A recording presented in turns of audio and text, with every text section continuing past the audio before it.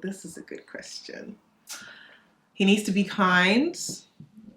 He needs to be family oriented because I come from a big family, so we're very close. So if he's like not into family or like big social settings, that's a problem. It's not going to work.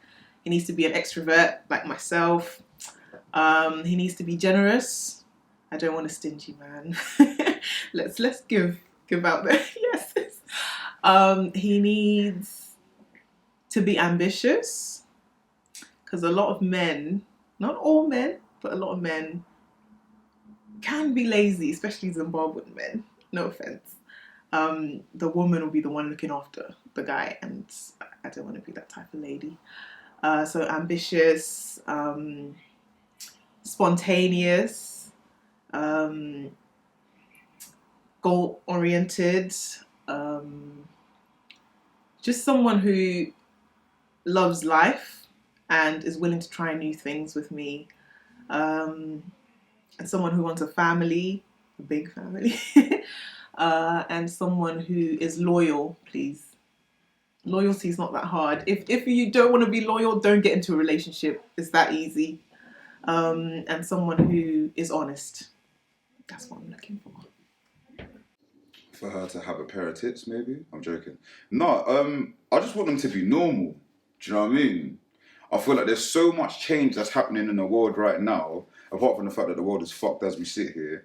But I just think, because I got asked this question like 2 days ago as well, and I just started to laugh because a lot of people say they want things like loyalty, and I think to me that's stupid. Like that's like, I would want someone that has common sense. That's more rare than someone, or more useful than someone asking for loyalty, because that's what relationships are for. It's like, oh, I want someone to love me. Well, you're not going to get in a relationship with somebody that hates you, though, are you? No. So I don't know. Me personally, I just want you to be yourself unapologetically. Just be who you are. If you're a prick, be a prick. If you're a bitch, be a bitch. At least let me decide if you're the bitch that I need in my life or not. Do you know what I'm saying? Straight. As soon as you start describing your qualities, a lot of people become fake. And they start trying to meet those qualities in order to then get a date or to smash or to... Sorry, can I say that? Okay. They start to change who they are, and then I don't know if you're being real or you're being fake. For me personally, I actually had to think for myself and write down what I'm looking for. And I came up with 8 like fundamentals that I was like, I don't want to move away from.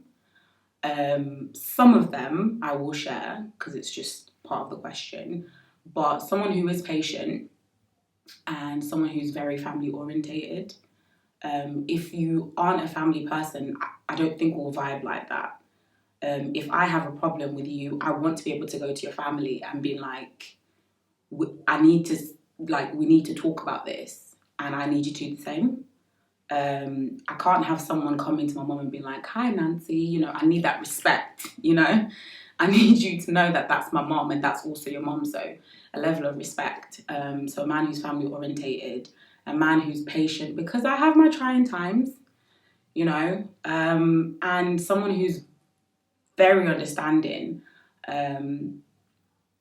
Although I healed from my past, there's also going to be times when something either triggers you and you need someone who's going to be able to understand and like have that conversation with you and is willing to try to see where you're coming from. Does that make sense? And I believe in healing from whatever hurt you in the past before going into any relationship. So if you're bringing your insecurities and you're not dealing with them or you're healing from them, then you're going to project that onto somebody else's, you know, daughter, your new relationship, and automatically it's gonna cause problems. Although I healed from my past, there's also going to be times when something either triggers you and you need someone who's going to be able to understand and like have that conversation with you and is willing to try to see where you're coming from. Does that make sense? Someone to accept me for me. Understand that at times life happens and people change.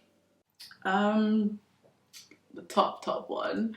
He has to be Christian, and not just like a wishy-washy Christian, like die hard, I love God, someone who can bring me closer to God and not take me away from him. Loyal, of course, we love loyalty. Kind-hearted, good-looking, of course, and headstrong. Like he's got sense. Like he isn't like he's good with money. Like he knows how to plan. He knows how to do things for himself and not just kind of like go with the flow vibes. And yeah, I think the biggest one for me is just if he's got the heart for me, for our children, if he can be like a good, loving father and husband. So yeah, that's pretty much it. Do not expect the Instagram relationship. We've just seen what an entanglement looks like. We've just seen stuff like that happens with celebrities that people have considered as goals. It's not goals. Create your own goal. Create your own. Let's create our own goal. Let's create our own.